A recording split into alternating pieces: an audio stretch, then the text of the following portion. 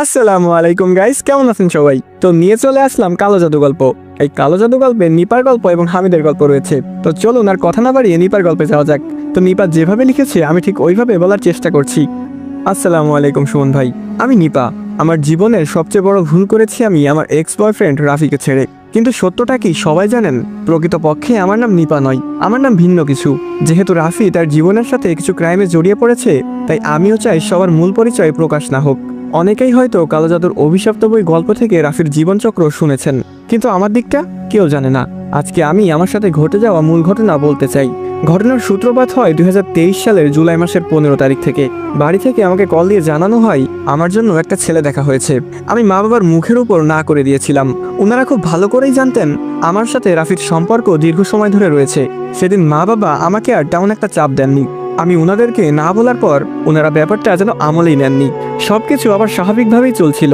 কিন্তু এর ঠিক 5 দিন পর, অর্থাৎ জুলাই মাসের 20 তারিখের পর থেকে আমার সাথে কিছু অস্বাভাবিক ঘটনা ঘটতে শুরু করে।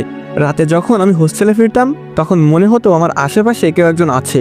সবগুলোই নিতান্ত মনের ভয় ভেবে আমি এড়িয়ে গিয়েছিলাম। কিন্তু আসলে আমি জানতাম না আমার জীবনের মোড় এখান থেকেই ঘুরে যাবে। হোস্টেলে আসার পর যখন আমি রাতে ঘুমানোর প্রস্তুতি নিচ্ছিলাম, তখনও মনে হচ্ছিল আমার রুমের মধ্যে আমি ছাড়াও কেউ একজন রয়েছে। আমি তাকে খুবই স্পষ্ট অনুভব করছিলাম, কিন্তু আমি কাউকে স্পষ্ট দেখতে পাইনি। হোস্টেলে আমার সাথে আরো 2 জন মেয়ে থাকে।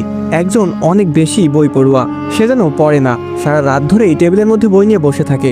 আর অন্য যে মেয়েটি ছিল তার নাম রেহানা, সে দ্রুত ঘুমিয়ে যেত। আমার সাথে যেসব অস্বাভাবিক ঘটনা ঘটে যাচ্ছিল সেটি আমি তখনও মনের ভুল ভেবেই তাদের কাছে শেয়ার করিনি। কিন্তু সেই রাতটায় যখন আমি ঘুমিয়ে পড়েছিলাম, এরপর আমার সাথে আর অস্বাভাবিক কিছুই হয়নি। অর্থাৎ আমি ওই কালো ছায়াটিকে আর অনুভব করতে পারিনি। তবে আমি জানতাম না আমার অনুভব করার শক্তিটাই হারিয়ে গিয়েছিল। পরের দিন সকালে যখন রাফির সাথে আমার দেখা হয়, তখন রাফিকে আমার কেমন যেন একটা মনে হচ্ছিল। বারবার মনে হতে লাগলো এ তো আমার সেই রাফি নয় যাকে আমি গত 8 বছর ধরে ভালোবেসে এসেছিলাম। রাফির চেহারাতেই সেই পুরাতন মায়ের চিহ্ন আমি খুঁজে পাচ্ছিলাম না। তাকে আমার অনেকটাই অচেনা মনে হতে লাগলো। রাফি যখন আমাকে ঝালমুড়ি খাওয়ানোর জন্য রাস্তার পাশের ঝালমুড়ির দোকানটায় নিয়ে যাই, তখন আমার মনে হচ্ছিল আমি একটা অচেনা ছেলের পেছন পেছন হাঁটছি।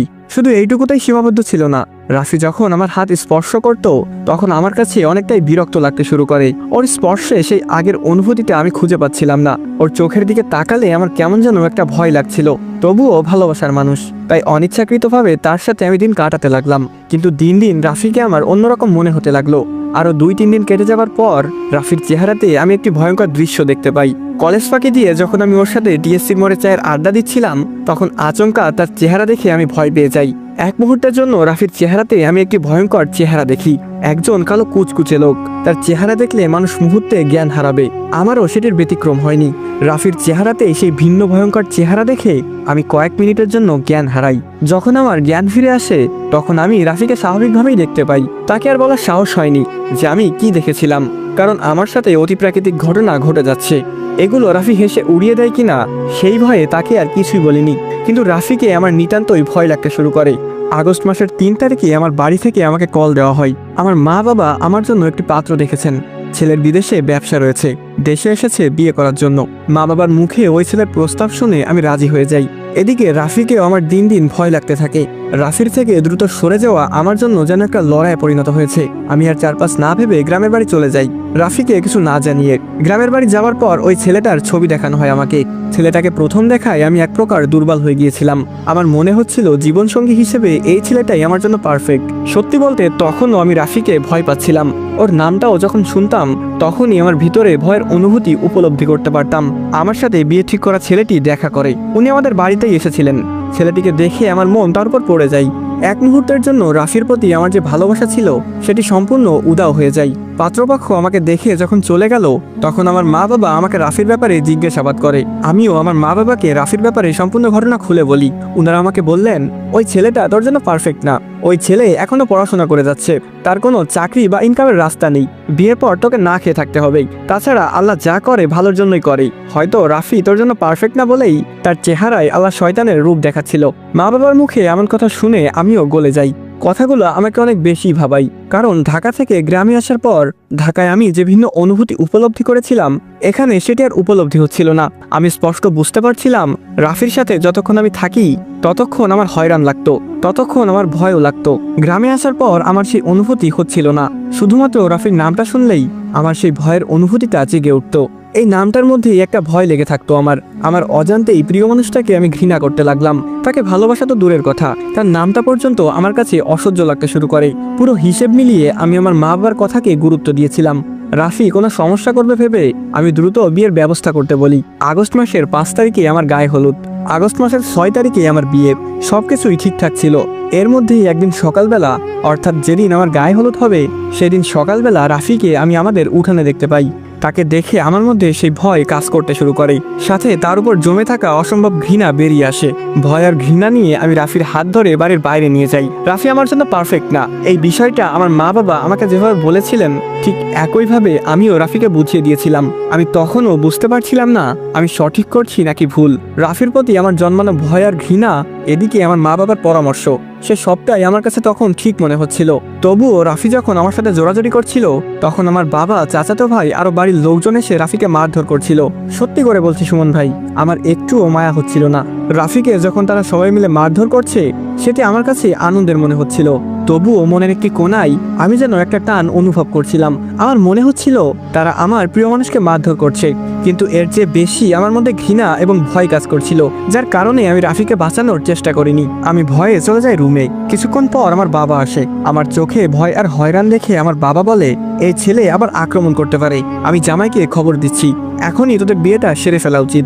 রাফির ভয়ে আমি বাবার কথায় রাজি হয়ে যাই। জানি না আমি কেন রাফিকে ঘৃণা করতে শুরু করেছিলাম। লোকটা তো অনেক ভালো, আমার অনেক যত্ন নিত, তাকে কোন অপরাধে আমি ছেড়ে দিচ্ছি।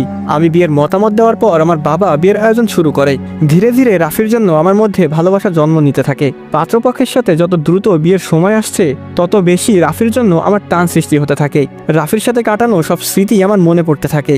ওই ছেলেটাকে আমি 8 বছর ধরে ভালোবেসেছি, তাকে আমি এত সহজে ছেড়ে দিচ্ছি কিভাবে? বিভিন্ন প্রশ্ন আমার মাথায় ঘুরপাক খেতে থাকে। তখন আমার মা আমার রুমে আসে, হাতে কিছু জুয়েলারি আর মেকআপ। সেগুলো আমার সামনে রেখে যখন আম্মু চলে যাবে তখনই আম্মুর হাতটা আমি ধরি। আম্মু আমার দিকে অবাক দৃষ্টিতে তাকাই। আমি কাঁদো কাঁদো স্বরে বলি, মা আমি কোনো ভুল করছি না তো? রাফির মতো একটা ছেলেকে এইভাবে আঘাত দেওয়া উচিত হচ্ছে না আমার। আমি শুধু শুধু তাকে দূরে সরাচ্ছি। আমি এসব কি করছি মা? আমার কথা শুনে আমার মা বলে, তুই যদি রাফিকে চাস তাহলে রাফিকে এনে দিব আমি। এখন অনেক ক্লান্ত তুই, দাঁড়া আম্মু, তোর জন্য আমি পানি নিয়ে আসি। যা করবি শান্ত মস্তিষ্কে ভেবে করবি। এ বলে আমার রুম ত্যাগ করে। আমার বুকের মধ্যে একটা শূন্যতা অনুভব হচ্ছিল। রাফিকে হারিয়ে ফেলছি আমি। জীবনে এত বড় একটা ভুল আমি কিভাবে করতে যাচ্ছিলাম? মিনিট বাদে আমার মা এক গ্লাস পানি নিয়ে আসে। এদিকে ভাবতে ভাবতে আমার গলাও শুকিয়ে যায়। আম্মু পানির গ্লাস এগিয়ে দিলে আমি সবটা গড়গড় করে খেয়ে ফেলি। শান্ত হবার পর মা বলে, অনেক বছর একসাথে ছিলি, তাই ভুলতে একটু কষ্ট হচ্ছে, কিন্তু তোর বোঝা উচিত ওই ছেলেটা বেকার, আর কিছুই নেই, তোকে কিচ্ছু দিতে পারবে না, তোর ভবিষ্যৎ খারাপ হয়ে যাবে, তুই নিজের জীবন নিজে নষ্ট করতে পারবি। মায়ের মুখে এসব শুনে আমার আবার মনে হলো রাফি আসলেই একটা ভুল আমার জন্য। নিজের কেরিয়ার বাঁচাতে হলে মা বাবার কথা মতো বিয়ে করা উচিত। নিয়ম অনুসারে তারেকের সাথে আমার বিয়ে হয়। তারেককে যত দেখি তত আমি ওর প্রতি দুর্বল হচ্ছিলাম। মনে হচ্ছিল রাফিকে নয়, এই তারেককে আমি ভালোবেসে ফেলেছি। বিয়ের কার্যক্রম শেষে আমাকে নিয়ে যাওয়া হয় শ্বশুর বাড়ি। সেখানে অনেকে আমাকে দেখতে আসে। তারেক আমাকে বেশিক্ষণ সবার সামনে রাখেনি, নিয়ে যায় বাসর ঘরে। আগেই বলেছি তারেকের প্রতি আমার একটা টান সৃষ্টি হয়। তারেক আমাকে যেভাবে যা করতে বলেছিল আমি সেভাবেই করছিলাম। ওর কোনো কাজেই আমার ইতস্তত বোধ লাগেনি। ওর ছোঁয়ায় আমি পাগল হয়ে গিয়েছিলাম। শেষমেশ আমাদের মধ্যে মিলন শুরু হয়। কয়েক মিনিট যেতেই দরজায় সজোরে আঘাত করে কেউ। আমি সহ তারেক লাফ দিয়ে উঠি। তারেক দ্রুত তার প্যান্ট পরে নাই। আমি রাফিকে দেখেই ভয়ে কাঠ হয়ে যাই। ওর হাতে একটা লোহার পাইপ ছিল, দেখে মনে হচ্ছে আমাকে খুন করতে এসেছে। কোনোভাবে কাঁথা টেনে আমি গা চাপাই আর চিৎকার শুরু করি, কিন্তু রাফি লোহার পাইপ হাতে দাঁড়িয়েছিল। ওর অশ্রুজল গড়িয়ে পড়ছে। আমাকে সে কেমন একটা দৃষ্টিতে দেখে যাচ্ছিল। আমার কাছে রাফিকে একটা পাগল মনে হতে থাকে। এর কিছুক্ষণ পর পুলিশ আসে আমাদের বাড়ি। ওনারা রাফিকে টেনে হিসেবে নিয়ে যেতে থাকে। আমি রাফির দিকে তখনও তাকিয়েছিলাম। সে আমার চোখ থেকে এক মুহূর্তের জন্যও দৃষ্টি সরায়নি। রাফিকে নিয়ে যাওয়ার পর তারেক আবার দরজা লক করে দেয়। আমার কেমন যেন মন চাচ্ছিল না, কিন্তু তারেক তার বাকি কাজ সারার জন্য আমার সাথে আবার মিলন করতে থাকে। আমার সেদিকটায় কোনো মন নেই, ভাবনা শুধু রাফিকে নিয়ে। তার চোখে আমি একটা মায়া দেখতে পেয়েছি। শেষ দেখা তার দৃষ্টি আমার চোখে ভাসছিল শুধু। এসব ভাবতে ভাবতে কখন আমার নিজের চোখ দিয়ে অশ্রু ঝরতে থাকে তা আমি বুঝতে পারিনি। তারেক তার কাজ শেষ করে আমার পাশে শুয়ে পড়ে। আমার মাথাটা ঝিরঝির করছিল, মস্তিষ্কে এত বেশি প্রেসার পড়ে যে আমি ওইভাবেই হুঁশ হারাই। সকালে ঘুম থেকে উঠে তারেককে আমি আমার পাশেই দেখতে পাই। এইবার এই লোকটাকে আমার কেমন যেন অসহ্য লাগতে শুরু হয়। আমার পেটের উপর হাত রেখে এসে ঘুমাচ্ছে।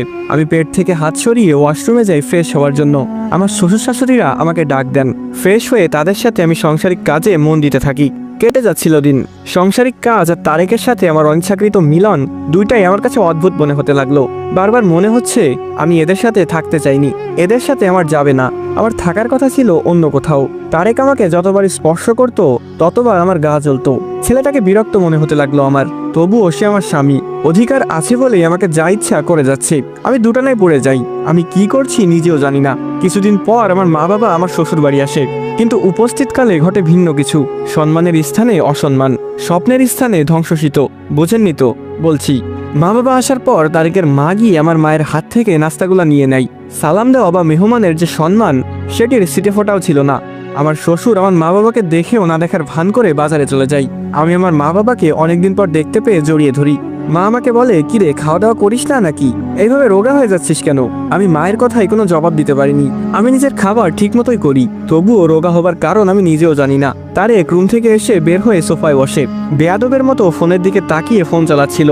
মা বাবাকে সালাম তো দূরে থাক, জিজ্ঞেস করেনি কেমন আছে। আমার মা আমাকে ভিতরে যেতে বললেন। আমি আমাদের রুমের দরজায় দাঁড়িয়ে দেখছিলাম সব। আমার মা তারেকের কাছে গিয়ে নরম স্বরে বলে, কি হয়েছে জামাই, সবাই এমন মন মরা কেন? নিপার সাথে কিছু হয়েছে? মায়ের কথায় তারেক একটু রাগান্বিত স্বরে বলে, বিয়ের আগে বলেছিলেন মেয়ে চঞ্চল, হাসি খুশি থাকে, সবার সাথে মিশে সহজে, অথচ আপনার মেয়ে আজ এতদিন হলো না কারোর সাথে এগিয়ে কথা বলে আর না চেষ্টা করে। কেউ কিছু বললেই উত্তর দিবে, আর নয়তো চুপ থাকবে। আর পাগলের মতো সারাদিন কী সব ভাবে কে জানে। আপনার মেয়ের মাথায় সমস্যা আছে কোন ধ্যানে থাকে সে নিজেও জানে না। একবার ধ্যানে গেলে কানের কাছে বোমা ফাটলেও আপনার মেয়ের খবর থাকে না। জামাই এমন করে বলো না, নতুন বউ, প্রথম একটু তো সমস্যা হবেই, দেখবে কিছুদিন পর সব ঠিক হয়ে যাবে। তারেক বলে আমার বাল ঠিক হবে। আপনাকে সোজা কথাই বলি, রাতে বিছানাতেও আপনার মেয়ে আমাকে সুখ দেয় না, রোবটের মতো শুয়ে থাকে। কথাটা শেষ হবার আগে আমার মা বলে ওঠেন, থাক বাবা, আমি নিপাকে বোঝাচ্ছি, চিন্তা করিও না, সব ঠিক হয়ে যাবে। এ বলে মা উঠে আসেন আমার কাছে। আমার তখন রাগে শরীর থরথর করে কাঁপছিল। মা আমার কাছ অব্দি আসার আগে আমি নিজেই তেড়ে তারেকের কাছে যাই। তারেকের দিকে আঙুল তুলে বলি, আপনার সাহস কি করে হয় আমার মায়ের সাথে এইভাবে কথা বলার? আমাকে অসহ্য লাগলে তালাক দেন, আমিও থাকবো না আপনাদের সাথে। আমার কথা শুনে তারেক বসা থেকে উঠে আমার গালে সজোরে থাপ্পড় মেরে দেয়। ওর চর খেয়ে আমি ফ্লোরে পড়ে যাই। আমার বাবা দৌড়ে এসে তারেককে থামিয়ে বলে, জামাই শান্ত হও, আমি তাকে বুঝাচ্ছি, ও ছোট মানুষ, রাগে ভুল করে ফেলেছে, আমি ওর পক্ষ হয়ে তোমার কাছে ক্ষমা চাচ্ছি, একটু শান্ত হও বাবা।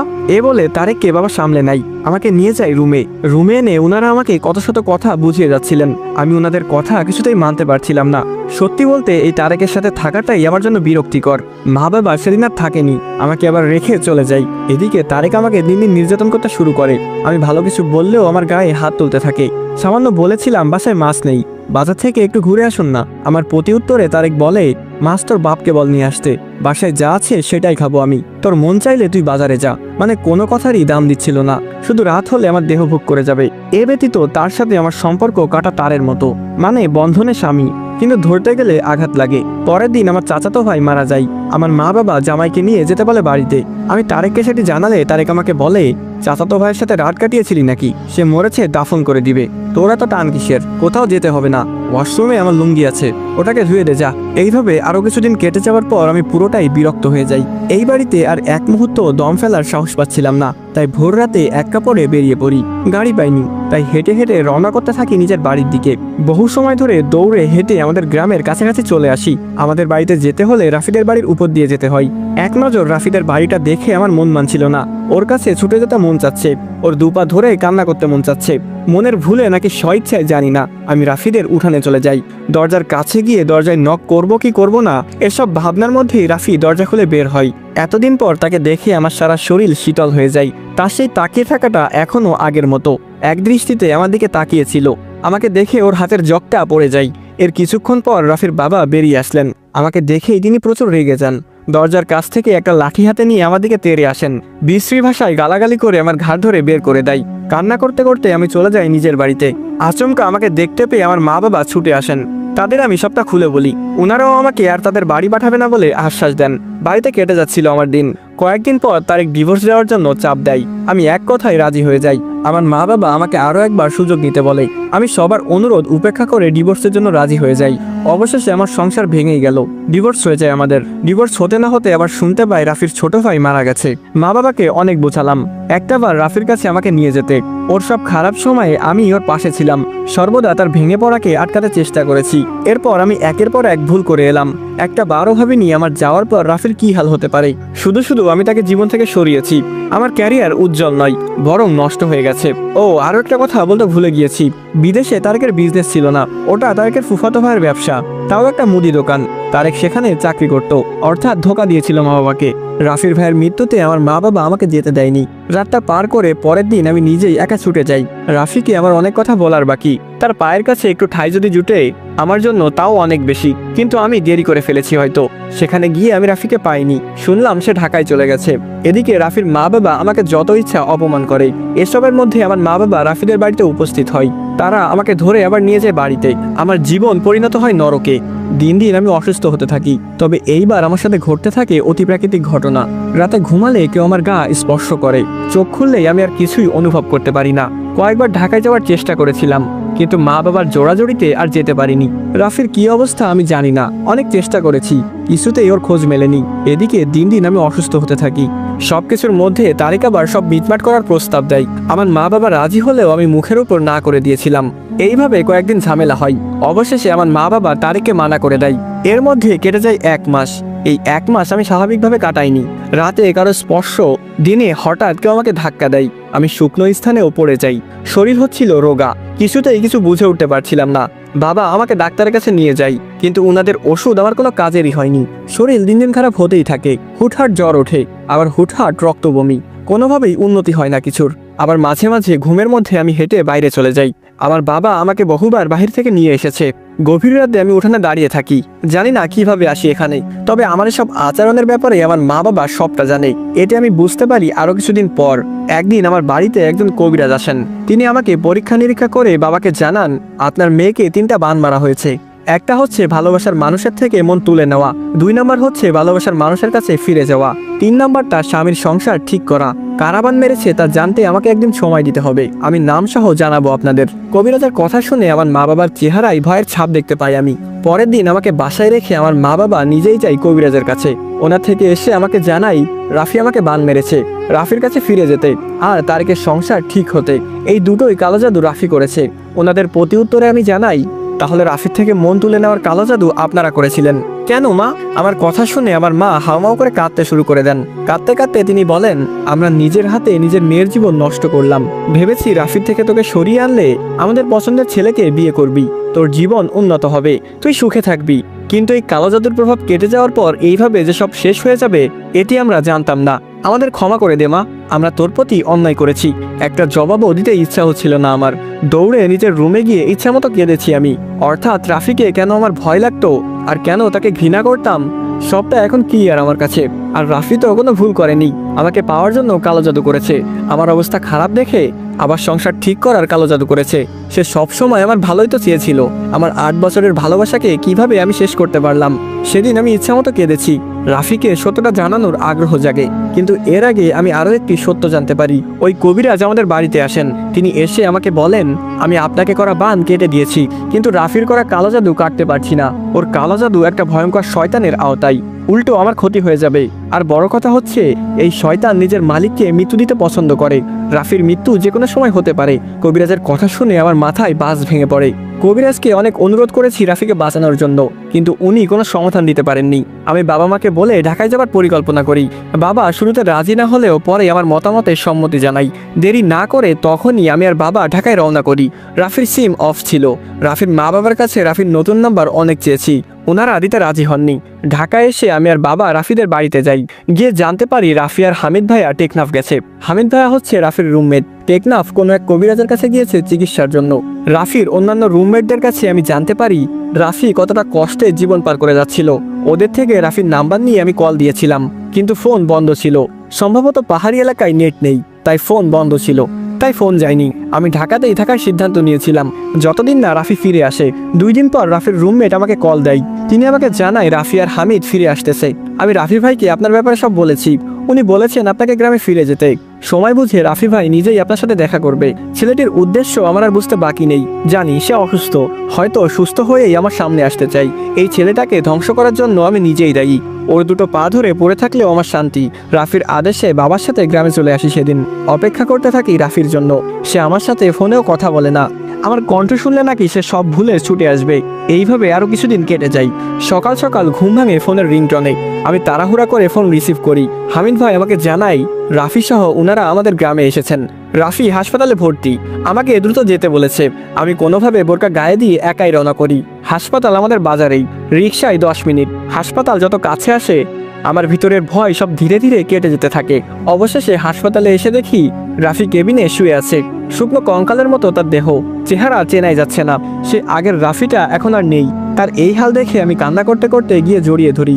এতদিন মনের মধ্যে জমে থাকা সব কষ্ট উজাড় করে কেঁদেছি, কিন্তু আমাকে অবাক করে দিয়ে রাফি নিজেই বলে, তোমাকে কালো জাদু করার জন্য ক্ষমা চাচ্ছি নিপু, আমাকে মাফ করে দাও। যেখানে তার কাছে আমি মাপ চাওয়ার কথা, সেখানে রাফি নিজেই আমার কাছে মাপ চাচ্ছে। এমন একটা ছেলেকে আমি কিভাবে আঘাত দিলাম। শক্ত করে তার হাত ধরে আমি বলি, ইচ্ছায় অনিচ্ছায় আপনাকে অনেক কষ্ট দিয়েছি, আপনি আমাকে ক্ষমা করে দেন। আমি আর আপনাকে ছাড়বো না।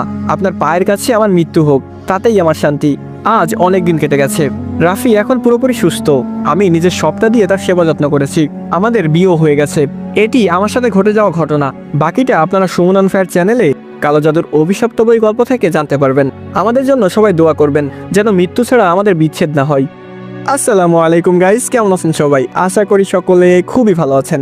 তো এখানেই শেষ হয়ে যায় নিপার গল্প। তো আমরা কালো জাদুর অভিশপ্ত বই গল্প শুনে অনেকেই নিপাকে খারাপ ভেবেছিলাম, কিন্তু আসলেই কিন্তু নিপা খারাপ নয়। নিপাও আসলে কালো জাদুর খপ্পরে পড়ে গিয়েছিল। তো নিপার বিষয়ে আপনার কাছে কি মতামত? এই নিপার ঘটনা শুনে আপনার কাছে কি মনে হচ্ছে? আপনার পুরো অনুভূতি কমেন্ট বক্সে প্রকাশ করুন। তো এখানে শেষ হয়ে যায় নিপার গল্প।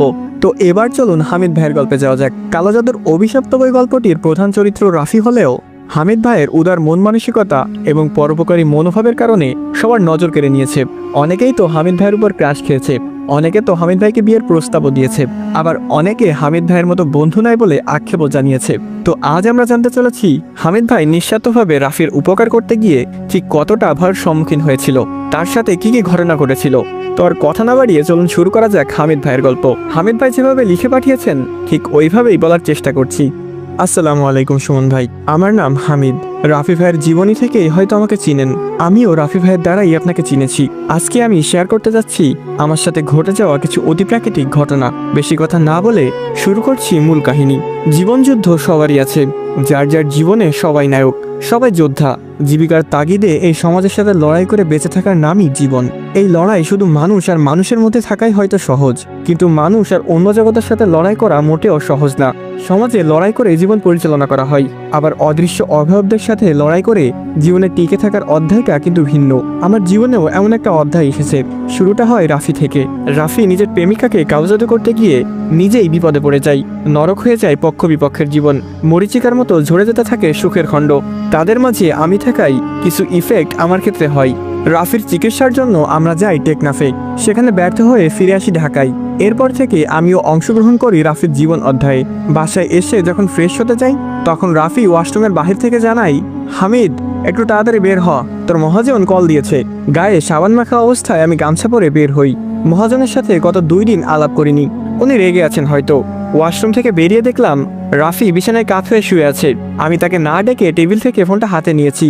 ডায়াল কল চেক করে দেখি মহাজনের কোনো কল নেই। অবাক হলাম, রাফি আমাকে শুধু শুধু মিথ্যা তো বলবে না। তবে কি আমি ভুল শুনেছি? এত স্পষ্ট ভুল শোনার তো কথা নয়। আমি রাফিকে ডেকে বলি, কিরে আমাকে ডেকেছিস? রাফি সোজা হয়ে আমার দিকে ঘুরে তাকাই, মনে হচ্ছিল ঘুমানোর চেষ্টা করছে। আমার প্রতি উত্তরে রাফি জানাই, আমি তোকে ডাকবো কেন? আর সাবান গায়ে এভাবে বের হলি যে? রাফির কথা শুনে আমি মনের ভুল ভেবেছি সবটা। তাকে আবার ঘুমাতে বলে আমি ওয়াশরুমের দিকে যাই। এইবার আরো একবার অবাক হলাম, ওয়াশরুমের দরজা বন্ধ, ভিতরে কেউ পানি ছেড়ে গোসল করছে। আমি একবার রাফির দিকে তাকাচ্ছি, আরেকবার ওয়াশরুমের দিকে তাকাচ্ছি। বাসায় আপাতত আমি আর রাফি ছাড়া কেউ নেই, সবাই যে যার কাজে চলে গেছে। ওয়াশরুমে কে যাবে গোসল করতে? তবে পুরোটাই কোনো শয়তানের কাজ। ভাবনার মাঝে আচমকা দরজা খুলে যায়। আমি দরজায় হাত রেখে ধীরে ধীরে দরজা খুলি। ভিতরে দেখলাম পানি ছেড়ে দেওয়া আছে, কিন্তু ওয়াশরুমে কারো কোনো অস্তিত্ব নেই। অথচ আমি পানি অফ করে সাবান দিচ্ছিলাম গায়ে। ব্যাপারটায় প্রচণ্ড ভয় পাই আমি। মহাজনের বাড়িতে গিয়েছিলাম আরও 2 দিন ছুটি নেওয়ার জন্য। আমার বন্ধু রাফির চিকিৎসা অনেক বাকি। ভেবেছি 2 দিন সময় নিয়ে রাফিকে কবিরাজ দেখাবো, কিন্তু যে মহাজন কোনোদিন চোখ রাঙিয়ে আমার সাথে কথা বলেনি, সেই মহাজন আমাকে বাজে শব্দ ব্যবহার করে বরখাস্ত করে। একরাশ হতাশা নিয়ে আমি মহাজনের বাড়ি ত্যাগ করি। চাকরি থাকবে আবার চাকরি যাবে, এইটা সাধারণ। কিন্তু সকালে রাফির স্বরে মহাজনের নাম শুনলাম, আর মহাজনকেও আজ ভিন্ন রূপে দেখলাম। রহস্যজনক মনে হলো আমার। এসব ভাবতে ভাবতে রাস্তার কিনারা থেকে একটা সিগারেট নিয়েছি, ওটা ধরিয়ে রাস্তার কিনারায় হাঁটছিলাম। তখনই আমার মাথায় কেউ সজোরে থাপ্পড় দেয়। আমি যন্ত্রণায় উফ করে উঠে পিছনে তাকাই। আমার পিছনে প্রায় 30 হাত দূর পর্যন্ত কেউ নেই। বাম পাশে একটা দেয়াল, ডান পাশে রাস্তা, আশেপাশে কেউ নেই। তবে আমাকে থাপ্পড় দিল কে? মাথা ঝিরঝির করছিল তখনও। আমি মাথা ডলতে ডলতে ফিরে আসি বাসায়। এর কিছুদিন পর ঘটে আরও একটি ঘটনা। এশার নামাজ পড়ে আমি সহ সবাই শুয়ে আছি। চোখে আমার ঘুম প্রায় লেগেই আসবে। তখনই কেউ আমার মুখ আর নাক চেপে ধরে। আচমকা কারো স্পর্শ পেয়ে আমি চোখ খুলি। দেখতে পাই রাফি এক হাতে আমার মুখ আর এক হাতে আমার নাক চেপে ধরেছে। নিঃশ্বাস নেওয়ার মতো কোনো উপায় নেই। আমার দম বন্ধ হয়ে যাবার উপক্রম। মনে মনে সূরা পড়ে যাচ্ছিলাম। আমার হাত দিয়ে রাফিকে সরানোর চেষ্টা করি। রাফি কোনোভাবেই আমার উপর থেকে সরছে না। ওর চোখ আর মুখে রাগ মিশ্রিত। আমাকে যেন আজ হত্যা করেই ছাড়বে। একটা সময়ে সূরা পড়তে পড়তে আমি রাফির গালে সজোরে থাপ্পড় মেরে দিলাম। আমার থাপ্পড় খেয়ে রাফি আমার বুকের উপর শুয়ে পড়ে। অনেকক্ষণ দম বন্ধ থাকায় আমি লম্বা একটা শ্বাস নিয়েছি। এরপর রাফির গায়ে আয়াতুল কুরসি পরে ফু দিয়েছি। রাফির কোনো খবর নেই, সে আমার বুকের উপরেই শুয়ে আছে। কিছুক্ষণ পর আমি তাকে সাইডে শোয়াই, এরপর নিজেও ঘুমাই। আমরা সবাই মিলে যাই আমাদের বাসার আরিফের বোনের বিয়েতে। সাধারণত বিয়েবাড়ির অনুষ্ঠান সবাই উপভোগ করে, আমরাও সবাই মেতেছিলাম। গায়ে হলুদে আচমকা রাফি রক্তবমি করতে থাকে। রাফিকে আমি যখন রুমের দিকে নিয়ে যাই, তখন রাফি জ্ঞান হারায়। অন্যরা সবাই অনুষ্ঠান অফ করে জিনিসপত্র গুছিয়ে নিতে থাকে। এর ফাঁকে আমি বাগানে গিয়ে একটা সিগারেট ধরাই। সিগারেট অর্ধেকে আসতেই আমার নজর আটকে যায় একটা দৃশ্যে। আমার থেকে কয়েক গজ দূরে একটা অভয়ব দাঁড়িয়ে আছে। তাকে স্পষ্ট দেখা যায় না, তবে কালো ছায়ার মতো লাগছে। আমি সেদিকে তাকাতে তাকাতে আমার হাতে লাগে তাপ। নিচের দিকে তাকিয়ে দেখি অর্ধেক জ্বলন্ত সিগারেট মুহূর্তে পুরো জ্বলে গেছে, আর শেষ মাথার আগুন আমার আঙুলে লাগে। আমি হাত থেকে সিগারেট ফেলে দিয়ে সামনে তাকাই, কিন্তু কোনো অভয়ব আর দেখিনি। তাড়াহুড়া করে চলে আসি রুমে। তখন আরিফ আমাকে বলে, আপনার নাকে কি হয়েছে হামিদ ভাই? আমি নাকে হাত দিয়ে বুঝতে পারি স্থানটা ভেজা। হাত আবার চোখের সামনে এনে দেখি আমার নাক থেকে রক্ত বের হচ্ছে। তখন ভয় পাই আমি। এরপর আরও কিছু ঘটনা ঘটে আমার সাথে। তবে শেষে জানতে পারি টেকনাফ চিকিৎসা চলাকালীন শয়তানের নজর আমার উপর পড়েছে। সেদিন আমি কবিরাজের উঠানে একটা কালো ছায়া দেখেছিলাম। তখন থেকেই সে আমার পিছু নিয়েছে। আমার চাকরিটাও নাকি ওই শয়তান খেয়েছে। আসসালামু আলাইকুম গাইস, কেমন আছেন সবাই? আশা করি সকলে খুবই ভালো আছেন। তো এখানেই শেষ হয়ে যায় নিপা এবং হামিদের গল্প।